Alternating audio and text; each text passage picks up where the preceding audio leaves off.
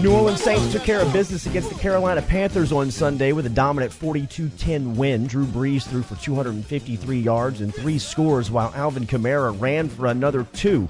A.J. Klein returned to Carolina and returned an interception for a touchdown, so the Saints handed the Panthers their 8th straight loss. Sean Payton was talking in the postgame, and he actually led off his postgame after yesterday's 13th win of the season with the loss of Carly McCord.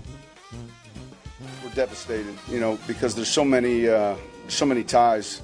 She was just so visible in around our program. I know how our players have reacted and our organization.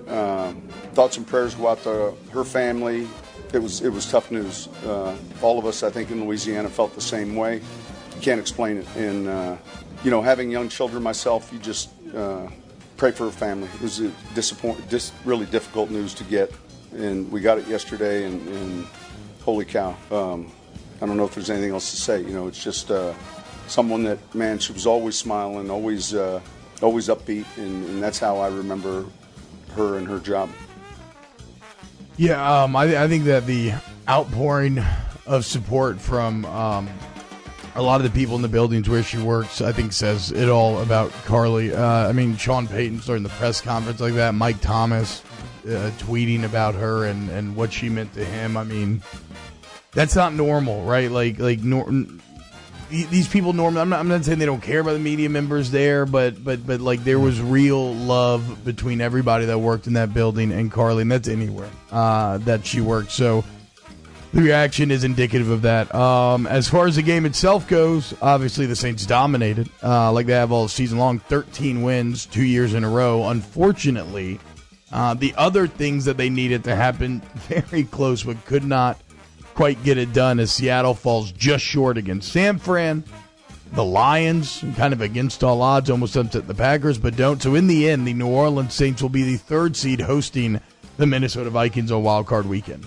We'll get more from Sean Payton, Drew Brees, and the crew from Carolina on Sunday, as the Saints will now host the Minnesota Vikings this weekend in a wild card showdown in the Mercedes-Benz Superdome. That'll be a noon start on Sunday for the Saints. Heisman Trophy winning quarterback Joe Burrow tied an NCAA record with 7 first-half touchdowns as top-ranked LSU imposed its will on number 4 Oklahoma to advance to the College Football Playoff National Championship in a 63-28 win in the 2019 Chick-fil-A Peach Bowl Saturday evening in Atlanta. The Tigers will face Clemson in the title game scheduled for January 13th at 7 o'clock in New Orleans.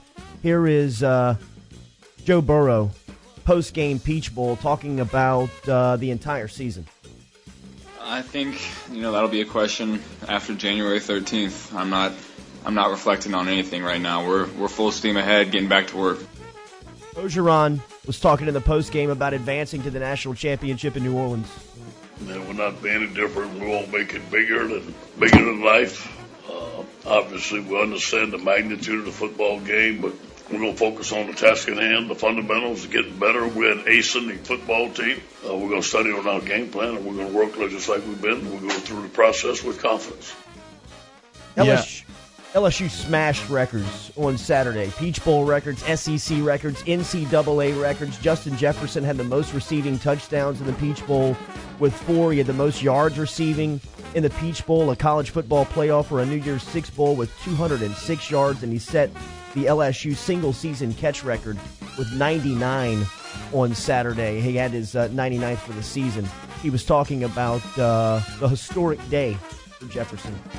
Yeah, Damon is going to somebody hit his ankle on the side, and he's going to be out for a little bit. I don't know the severity of it yet. Terrence, I think, is going to be sore for a little bit. Should be fine. Dito's the one. I don't know if he's going to be able to practice in a week or so. We'll see.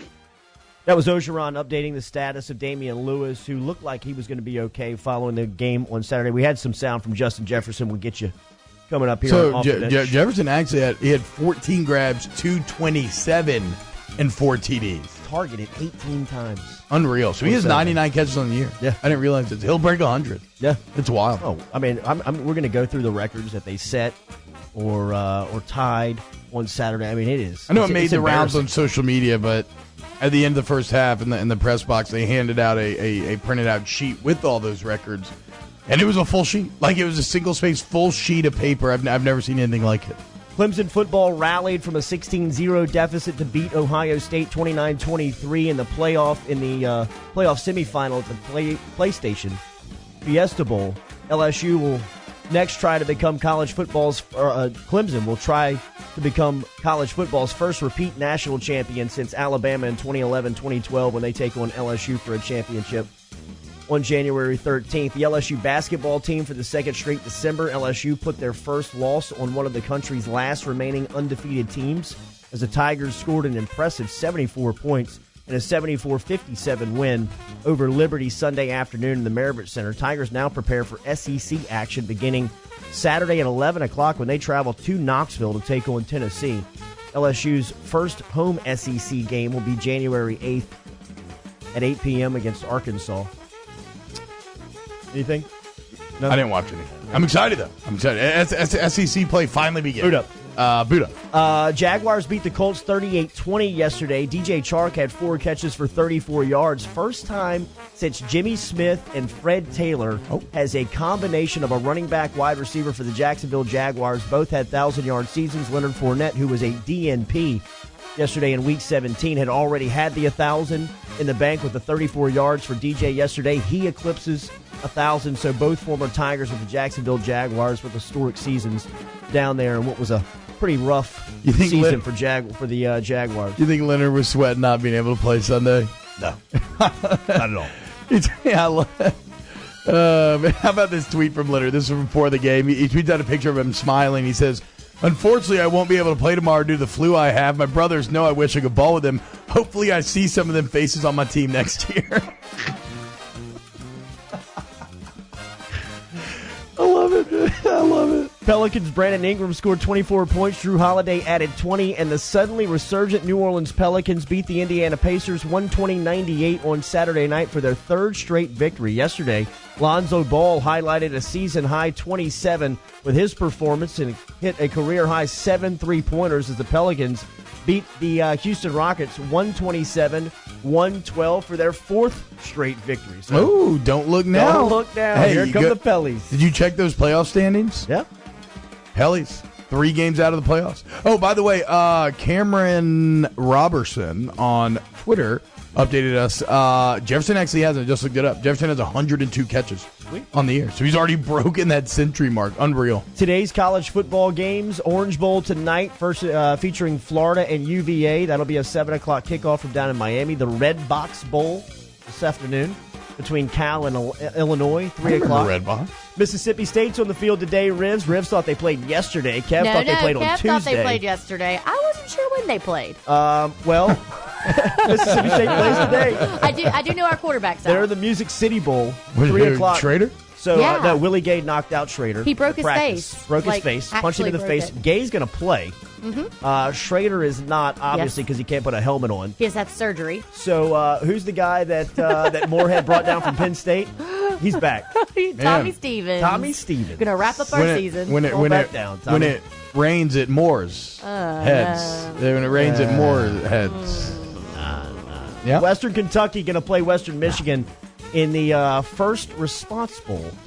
Close out your days. Not First Responder? Action. Yeah, it's First Responder. Okay, I'm not saying read my own handwriting. First Response Bowl. That just sounds odd. I don't know. What is that?